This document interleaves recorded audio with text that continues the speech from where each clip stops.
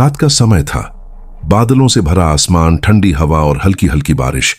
पहाड़ों के बीच बसी एक पुरानी घाटी, जिसे लोग अंधेरी घाटी कहते थे। नाम सुनते ही सिहरन दौड़ जाती थी, क्योंकि यहां दशकों से अजीब घटनाओं की कहानियां चली आ रही थीं। किसी ने कहा था कि यहां की जमीन शापित है, तो किसी ने बताया था कि आजादी से पहले इस घाटी में एक स्कूल था, जहां रहस्यमयी आग लगी थी और कई बच्चे जिंदा जल गए थे। उस आग के बाद से लोग कहते हैं कि घाटी में हर रात बच्चों की हंसी और चीखें सुनाई देती हैं। गांव वाले इस जगह से दूर रहते थे, लेकिन कुछ लोगों की किस्मत ही उन्हें यहां खींच लाती थी और उनके अनुभव हमेशा डरावने साबित होते थे। मैं आज आपको उसी घाटी और उस भूतिया स्कूल से जुड़ी 8 अलग अलग घटनाओं की कहानी सुनाऊंगा, जो उन लोगों के साथ घटी जिन्होंने गलती से या मजबूरी में उस जगह का सामना किया। पहला अनुभव। रास्ते पर बच्ची की हंसी। करीब 5 साल पहले एक यात्री जिसका नाम अजय था, रात में गांव से होकर बस स्टैंड जाने के लिए उसी पगडंडी से गुजरा। चारों ओर कोहरा था और हवा में सीलन की गंध फैली हुई थी। अजय ने बताया कि जैसे ही वह स्कूल के खंडहर के पास पहुंचा, अचानक उसे पीछे से एक छोटी बच्ची की खिलखिलाहट सुनाई दी। वह ठिठक गया। उसने पीछे मुड़कर देखा, कोहरा ही कोहरा। वह दोबारा चला, लेकिन कुछ ही कदम बाद वही हंसी फिर गूंजी। इस बार उसने साफ साफ सुना, मां। अजय ने डर के मारे अपनी चाल तेज कर दी, लेकिन तब उसके कानों में चप्पलों की आवाज आने लगी, मानो कोई बच्चा उसके पीछे पीछे भाग रहा हो। जब उसने तीसरी बार पीछे देखा तो कोहरे के बीच एक छोटी परछाई दौड़ती नजर आई, लेकिन वहां कोई इंसान नहीं था। वह उस रात सुरक्षित घर पहुंच गया, लेकिन आज तक जब भी कोई उससे इस घाटी का जिक्र करता है, उसके चेहरे पर पसीना छलक आता है। दूसरा अनुभव। आरती की माला। गांव का एक बुजुर्ग किसान रामलाल अक्सर खेत से देर रात लौटता था। उसने बताया कि एक बार रास्ते में उसे जमीन पर एक ताजा फूलों की माला दिखी। उसने सोचा कि किसी पूजा से गिरी होगी, लेकिन जब वह झुककर उठाने लगा, तभी उसे किसी मंदिर की घंटियों जैसी आवाजें सुनाई दी। समस्या यह थी कि घाटी में कोई मंदिर नहीं था, सिर्फ खंडहर पड़ा स्कूल था। वह माला अचानक उसकी आंखों के सामने से गायब हो गई। अगले दिन सुबह जब वह उसी जगह गया तो वहां वही माला पड़ी थी, लेकिन मुरझाई हुई और कीचड़ में सड़ी हुई। तीसरा अनुभव। खिड़की पर अंगूठों के निशान। कुछ साल पहले कॉलेज के 4 दोस्त एडवेंचर के शौक में उस खंडहर स्कूल में रात बिताने आ गए। उन्होंने कहा कि वे साबित करेंगे कि भूत प्रेत जैसी कोई चीज नहीं होती। रात करीब 2 बजे अचानक कमरे की टूटी खिड़की पर छोटे छोटे अंगूठों के निशान उभरने लगे, मानो कोई बच्चा बाहर से कांच पर हथेलियां मार रहा हो। लेकिन जैसे ही वे दौड़कर खिड़की के पास पहुंचे, बाहर सिर्फ अंधेरा और हवा थी। सुबह जब वे वहां से निकले तो खिड़की पर वही गीले निशान अभी भी मौजूद थे, हालांकि रात में वहां बारिश नहीं हुई थी। चौथा अनुभव। खेत की छाया। गांव के एक युवक सुनील को अक्सर खेत में देर रात तक काम करना पड़ता था। उसने कसम खाकर कहा कि एक रात उसे अपने पीछे किसी की छाया चलती दिखी। जब वह रुका, छाया भी रुक गई। जब वह तेज चला तो छाया भी तेज हुई। डरकर उसने जोर से आवाज दी, कौन है? लेकिन कोई जवाब नहीं आया। अगले पल वह छाया धीरे धीरे लंबी होती गई और फिर अचानक गायब हो गई, मानो जमीन ने उसे निगल लिया हो। पांचवां अनुभव। पुरानी घंटी की आवाज। बरसात की एक रात पूरा गांव सो रहा था, तभी घाटी से पुरानी घंटियों की आवाज गूंजने लगी। टन टन टन। इतनी गूंज कि गांव के लगभग हर घर वाले जाग गए। सबसे अजीब बात यह थी कि हर किसी ने बताया कि उसी वक्त उनके दरवाजे अपने आप खुल गए थे। गांव वालों ने अगले दिन खोजबीन की, लेकिन घंटी का कोई निशान नहीं मिला। हां, खंडहर स्कूल की दीवारों पर जली हुई अगरबत्तियों की राख जरूर पड़ी थी। छठा अनुभव। नदी का ठंडा रहस्य। घाटी के पास एक पुरानी नदी बहती थी। गांव वालों का मानना था कि वहां दोपहर में भी ठंडी हवा चलती है और शरीर सुन्न हो जाता है। एक यात्री ने बताया कि उसने वहां पानी पिया और तुरंत ही उसका पूरा शरीर कांपने लगा, जैसे बर्फ की चादर में लपेट दिया गया हो। उसने कहा कि पानी का स्वाद खून जैसा था, लेकिन जब उसने फिर देखा तो वह साफ पानी ही था। सातवां अनुभव। दस्तक और मौत की फुसफुसाहट। एक परिवार जो नए नए उस गांव में आया था, पहली ही रात डर गया। उनके दरवाजे पर बार बार दस्तक हुई, जब उन्होंने दरवाजा खोला तो कोई नहीं था। यह सिलसिला लगभग आधे घंटे तक चल। अजय ने उस रात जब पगडंडी पकड़ी थी तो सोचा भी नहीं था कि उसकी जिंदगी बदल जाएगी। रास्ता पूरी तरह सुनसान था, सिर्फ उसके पैरों की आहट गूंज रही थी। कोहरे ने इतना घना जाल बना दिया था कि 2 कदम आगे तक देख पाना भी मुश्किल था। तभी अचानक कोहरे को चीरती हुई एक मासूम सी हंसी आई। हंसी इतनी हल्की और चमकदार थी कि पहले पल में उसे लगा कि शायद किसी घर में कोई बच्चा खेल रहा है, लेकिन अगले ही क्षण उसका खून सूख गया। उस पूरे इलाके में कोई घर था ही नहीं। उसके कानों में फिर वही आवाज पड़ी, मां। अजय का दिल जोर जोर से धड़कने लगा। उसने सोचा शायद उसका वहम है, लेकिन तभी उसके कानों में चप्पलों की खड़खड़ाहट गूंजी ठीक उसके पीछे। वह डर के मारे बिना पीछे देखे भागा, लेकिन कुछ ही कदम बाद उसकी नजर पड़ी। कोहरे में एक छोटा कद दिखाई दे रहा था, धुंधली परछाई मानो कोई बच्चा हाथ हिलाते हुए दौड़ रहा हो। अजय जानता था यह इंसान नहीं हो सकता। उसने पूरी ताकत से दौड़ लगाई। वह बच तो गया, लेकिन आज तक वह कहता है, उस रात अगर मैंने पीछे मुड़कर साफ देखा होता तो शायद मैं जिंदा न लौट पाता। दूसरा अनुभव, आरती की माला। विस्तार। रामलाल ने उस रात खेत से घर लौटते हुए एक चमकदार माला देखी। फूल गीले थे, जैसे अभी अभी चढ़ाए गए हों। वह झुककर उसे उठाने ही वाला था कि हवा में घनघनाती हुई घंटियों की आवाज भर गई। आवाज इतनी साफ थी कि उसे लगा पास ही कोई बड़ा मंदिर है, लेकिन इस घाटी में कोई मंदिर नहीं था। रामलाल का हाथ कांपने लगा। उसने पीछे देखा तो कोहरे में लाल पीली रोशनी झिलमिला रही थी। उसे लगा जैसे दर्जनों लोग आरती कर रहे हों, मगर जब वह पास गया वहां कुछ भी नहीं था। वह डरकर भागा और सीधे घर पहुंचकर अपने बेटे को यह बात बताई। अगले दिन जब वे दोनों उसी जगह लौटे तो जमीन पर वही माला पड़ी थी, लेकिन पूरी तरह सड़ी हुई, जैसे महीनों पुरानी हो। तीसरा अनुभव, खिड़की पर अंगूठों के निशान। विस्तार।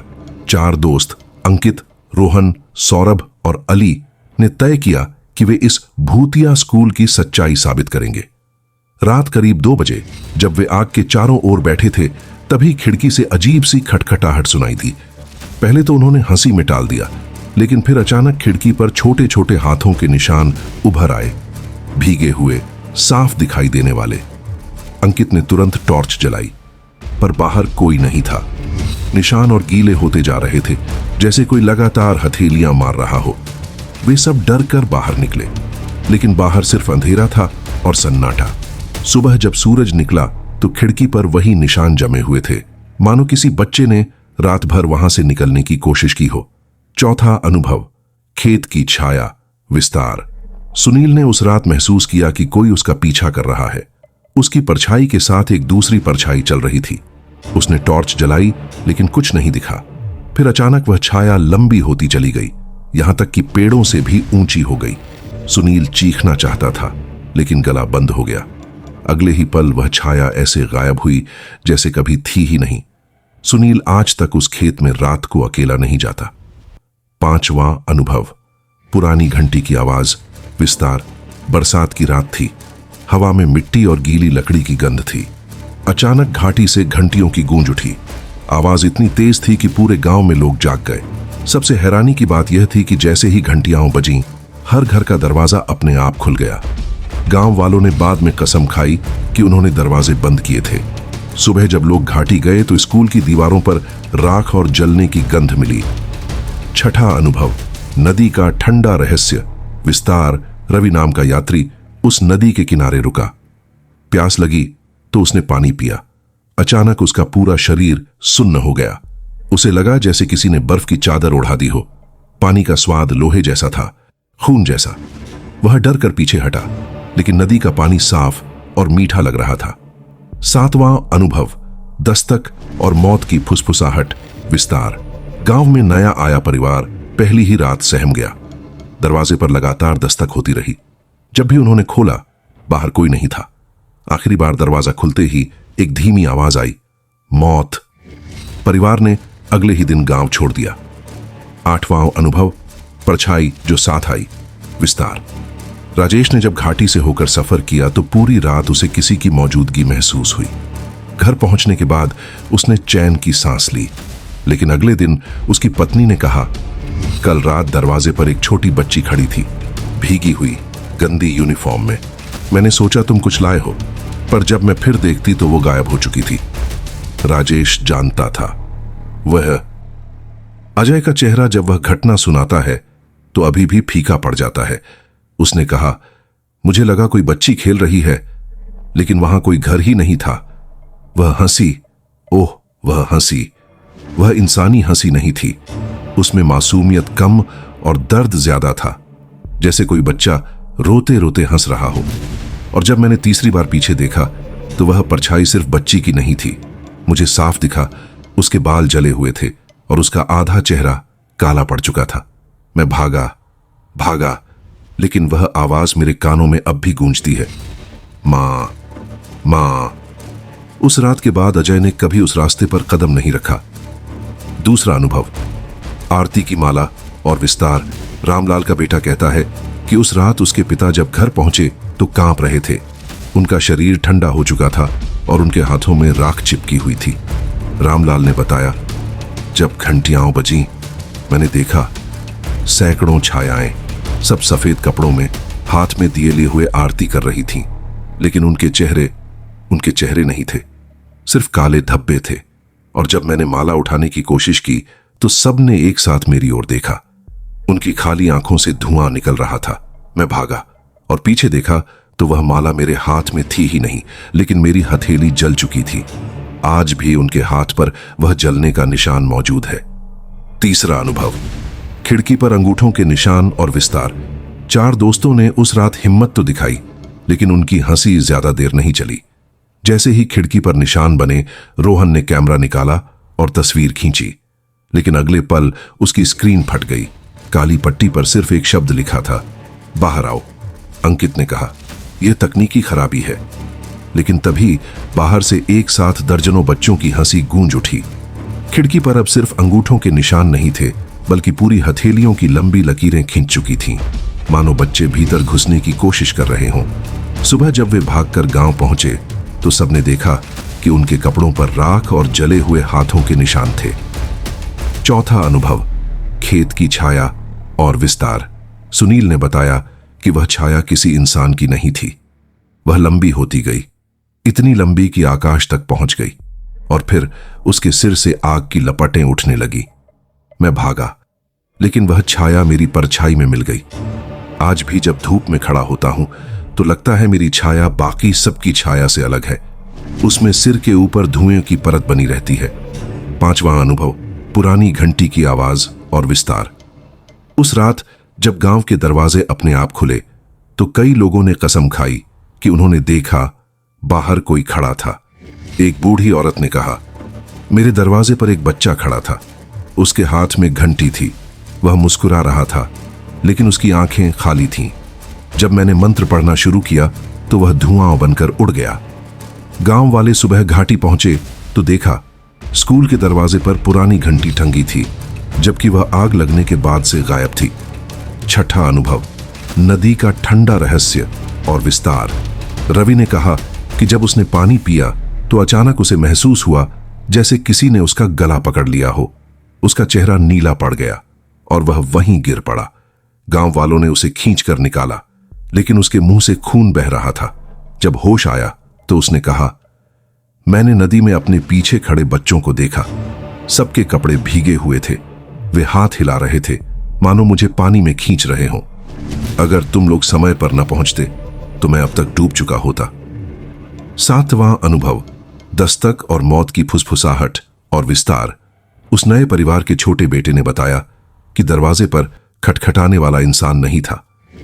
मैंने देखा दरवाजे पर सिर्फ 2 हाथ थे, शरीर नहीं, सिर्फ जले हुए हाथ। वे बार बार दरवाजा पीट रहे थे और आखिरी बार जब पापा ने दरवाजा खोला तो एक चेहरा झुका हुआ था, बिना आंखों का चेहरा। उसने कहा, मौत। मैं चिल्लाया और हम अगले दिन गांव छोड़कर चले गए। 8वां अनुभव, परछाई जो साथ आई और विस्तार। राजेश की पत्नी ने सिर्फ बच्ची को नहीं देखा था, उसने कहा, बच्ची के पीछे और भी बच्चे थे, सब खिड़की से झांक रहे थे, और जब मैंने तुम्हें राजेश जगाने की कोशिश की तो बच्ची मुस्कुराई और बोली, अब हम यहीं रहेंगे। राजेश का परिवार आज भी उस घर में नहीं रहता। वे गांव छोड़कर शहर चले गए। लेकिन राजेश कहता है कि कई बार रात को उसे लगता है कि कोई उसके कमरे में खड़ा है, भीगी यूनिफॉर्म में। समापन, घाटी का श्राप। अंधेरी घाटी आज भी वही है। लोग कहते हैं कि जब रात में हवा चलती है तो उसमें सिर्फ सीलन और मिट्टी की गंध नहीं होती, उसमें जले हुए। रात का समय था। पहाड़ों के बीच घिरी वह घाटी हमेशा से ही लोगों के लिए रहस्यमयी रही है। गांव वाले उसे अंधेरी घाटी कहते थे। कहते हैं कि यहां कभी एक स्कूल हुआ करता था जहां अचानक आग लग गई और कई मासूम बच्चे जिंदा जल गए। उस हादसे के बाद से घाटी वीरान पड़ी है। लेकिन रात होते ही वहां से बच्चों की हंसी, चीखें और घंटियों की आवाज सुनाई देती हैं। गांव के लोग वहां जाना तो दूर, उसका नाम लेना भी पसंद नहीं करते। लेकिन कुछ लोग मजबूरी या जिज्ञासा के चलते वहां से होकर गुजरे हैं और उनके अनुभवों ने इस घाटी के रहस्य को और गहरा बना दिया है। करीब 5 साल पहले अजय नाम का एक यात्री उस घाटी से होकर गुजरा। रात का समय था और कोहरा इतना घना था कि 2 कदम आगे तक कुछ दिखाई नहीं दे रहा था। वह जल्दी से जल्दी उस सुनसान पगडंडी को पार करना चाहता था। तभी उसके कानों में एक मासूम बच्ची की खिलखिलाहट पड़ी। वह ठिठक गया। उसने सोचा शायद किसी घर से आवाज आई हो, लेकिन उस इलाके में कोई घर था ही नहीं। वह तेज तेज चलने लगा, लेकिन कुछ ही देर बाद वही हंसी फिर गूंजी। इस बार उसने साफ सुना एक धीमी सी पुकार, मां। अजय का खून जम गया। तभी उसके पीछे से चप्पलों की आहट सुनाई दी। उसने डरते डरते पीछे देखा और कोहरे में एक छोटी परछाई को भागते हुए पाया। वह परछाई पास आती जा रही थी। उसके बाल आधे जले हुए थे और चेहरा काला पड़ चुका था। अजय ने पूरी ताकत से दौड़ लगा दी। वह बच तो गया, लेकिन आज भी कहता है कि अगर उस रात उसने ज्यादा देर पीछे देखा होता तो शायद वह जिंदा न लौट पाता। इसी घाटी के पास खेतों से लौटते हुए एक किसान रामलाल ने अजीब अनुभव किया। उसने रास्ते में ताजा फूलों की माला पड़ी देखी। वह झुककर उठाने लगा तो अचानक घंटियों की आवाज गूंजने लगी। ऐसा लगा जैसे पास में कोई बड़ा मंदिर हो और वहां आरती हो रही हो। लेकिन इस घाटी में कोई मंदिर नहीं था। तभी उसे कोहरे में लाल पीली रोशनी झिलमिलाती दिखी। उसे लगा जैसे दर्जनों लोग आरती कर रहे हों। वह डर गया और पीछे हटने लगा। अचानक उसने देखा कि उन सबके चेहरे नहीं थे, सिर्फ काले धब्बे थे। उनकी खाली आंखों से धुआं निकल रहा था। उसने भागने की कोशिश की, लेकिन उसकी हथेली पर जलन महसूस हुई। सुबह जब वह अपने बेटे के साथ वहां पहुंचा तो वही माला फिर मिली, लेकिन अब वह पूरी तरह सड़ी गली थी। आज भी उसके हाथ पर जलने का निशान मौजूद है। कुछ साल पहले 4 कॉलेज के दोस्त एडवेंचर के लिए उस खंडहर स्कूल में रात बिताने आ गए। वे हंसते हुए कह रहे थे कि यहां कुछ नहीं होता, लेकिन रात के 2 बजे अचानक टूटी खिड़की पर छोटे छोटे हाथों के निशान उभरने लगे। पहले तो उन्होंने सोचा यह उनका भ्रम है, लेकिन जैसे जैसे निशान बढ़ते गए साफ दिखाई देने लगा कि कोई बच्चा कांच पर हथेलियां मार रहा है। रोहन ने कैमरा निकालकर तस्वीर खींची। अगले ही पल उसकी स्क्रीन काली हो गई और उस पर सिर्फ 2 शब्द लिखे थे, बाहर आओ। तभी बाहर से बच्चों की सामूहिक हंसी गूंज उठी। वे सब डरकर बाहर भागे, लेकिन वहां कुछ नहीं था। सुबह जब गांव वाले पहुंचे तो खिड़की पर वही निशान जमे हुए थे और उनके कपड़ों पर राख चिपकी हुई थी। गांव का एक युवक सुनील खेत से देर रात लौट रहा था। उसने महसूस किया कि कोई उसके पीछे चल रहा है। उसने टॉर्च जलाई, लेकिन कुछ नहीं दिखा। उसकी परछाई के साथ एक दूसरी परछाई चल रही थी। धीरे धीरे वह परछाई इतनी लंबी हो गई कि पेड़ों से भी ऊंची पहुंच गई। उसके सिर से आग की लपटें उठने लगीं। सुनील चिल्लाना चाहता था, लेकिन उसकी आवाज गले में ही अटक गई। अचानक वह छाया उसकी अपनी परछाई में मिल गई। आज भी वह कहता है कि धूप में खड़ा होता है तो उसकी छाया बाकी लोगों से अलग लगती है। उसके सिर पर धुएं की हल्की परत रहती है। बरसात की एक रात गांव वाले सो रहे थे कि अचानक घाटी से घंटियों की आवाज गूंजने लगी। आवाज इतनी तेज थी कि सब लोग जाग गए। सबसे डरावनी बात यह थी कि हर घर का दरवाजा अपने आप खुल गया। कई लोगों ने दावा किया कि उन्होंने दरवाजे पर एक बच्चा खड़ा देखा था जिसके हाथ में घंटी थी। उसके चेहरे पर मुस्कान थी, लेकिन उसकी आंखें खाली थीं। जब सुबह लोग घाटी पहुंचे तो देखा कि खंडहर स्कूल के दरवाजे पर एक पुरानी घंटी टंगी थी। जबकि वह आग लगने के बाद से कभी नहीं मिली थी। रवि नाम का यात्री उस घाटी के पास से गुजर रहा था। उसे प्यास लगी और वह पास की नदी पर पहुंचा। जैसे ही उसने पानी पिया, उसका पूरा शरीर बर्फ जैसा ठंडा हो गया। उसका चेहरा नीला पड़ गया और वह वहीं गिर पड़ा। गांव वाले उसे खींचकर बाहर लाए। जब होश आया तो उसने कहा कि उसे पानी में अपने पीछे खड़े बच्चों की परछाइयां दिखीं। सबके कपड़े भीगे हुए थे और वे उसे पानी में खींच रहे थे। उसने कहा, अगर तुम लोग समय पर ना आते तो मैं अब तक डूब चुका होता। कुछ समय पहले गांव में एक नया परिवार आया था। पहली ही रात उनके दरवाजे पर लगातार दस्तक होती रही। जब भी वे दरवाजा खोलते, बाहर कोई नहीं होता। लेकिन आखिरी बार जब उन्होंने दरवाजा खोला तो एक धीमी आवाज गूंजी, मौत। उस परिवार के छोटे बेटे ने कहा कि उसने दरवाजे पर सिर्फ 2 जले हुए हाथ देखे थे, कोई शरीर नहीं, सिर्फ हाथ। वह परिवार अगले ही दिन गांव छोड़कर चला गया। मेरे परिचित राजेश ने भी एक भयावह अनुभव साझा किया। वह मजबूरी में उस घाटी से होकर गुजरा था। पूरी रात उसे लगता रहा कि कोई उसके पीछे चल रहा है। घर पहुंचने के बाद उसकी पत्नी ने कहा कि दरवाजे पर एक छोटी बच्ची खड़ी थी। उसके कपड़े गीले और गंदे थे, जैसे किसी स्कूल यूनिफॉर्म के अवशेष हों। वह मुस्कुरा रही थी। राजेश जानता था कि यह वही बच्ची थी जिसकी मौत उस आग में हुई थी। उसकी पत्नी ने आगे बताया कि उसने खिड़की से और भी बच्चों को झांकते देखा था और जब उसने राजेश को जगाने की कोशिश की तो बच्ची ने धीरे से कहा, अब हम यहीं रहेंगे। राजेश का परिवार उस घर को छोड़कर शहर चला गया। लेकिन राजेश कहता है कि आज भी कई बार रात को उसे लगता है कि उसके कमरे में कोई खड़ा है। भीगे कपड़े, गंदी यूनिफॉर्म और आंखों में खालीपन। गांव वाले मानते हैं कि यह घाटी सिर्फ एक जगह नहीं है, यह उन मासूम आत्माओं का कैद खाना है जो अब भी मुक्ति की तलाश में हैं। रात की हवा में सिर्फ सीलन और मिट्टी की गंध नहीं होती, उसमें जले हुए मांस की गंध भी घुली होती है। और कहते हैं कि जो भी इस घाटी से होकर गुजरता है वह कभी अकेला नहीं लौटता। उसके साथ कोई न कोई साया उसके घर तक आ जाता है और फिर वह साया हमेशा के लिए उसके साथ रह जाता है। समीना ने धीरे से वह पुरानी डायरी खोली। उसके पन्ने पीले पड़ चुके थे और जगह जगह पर स्याही के दाग फैले हुए थे। पहले पन्ने पर अजीब सी लिखावट थी, जैसे किसी ने जल्दी जल्दी में लिखा हो, जो इसे पढ़ेगा वह अपने ही अंधेरे से भाग नहीं पाएगा। उसकी सांसें रुक गईं। डायरी के अगले पन्नों में उस हवेली की ही कहानी लिखी थी, वही हवेली जिसमें समीना और उसके दोस्त रात गुजार रहे थे। लिखा था कि इस हवेली में कभी एक औरत रहती थी, जरीन नाम की। लोग कहते थे जरीन बेहद खूबसूरत थी, लेकिन उसी खूबसूरती में उसका शाप छिपा था। जो भी उसे पाने की कोशिश करता या उसके खिलाफ जाता, उसका अंजाम बेहद डरावना होता। डायरी के मुताबिक जरीन ने एक रात अपने ही पति को जिंदा जला दिया था। वजह किसी को आज तक पता नहीं चली, लेकिन उसी रात हवेली में चीखों का ऐसा तूफान उठा कि पूरा गांव हिल गया। जब लोग सुबह पहुंचे तो हवेली खाली पड़ी थी, सिर्फ जले हुए फर्श और राख ही बची थी। समीना ने डरते डरते डायरी पढ़ना जारी रखा।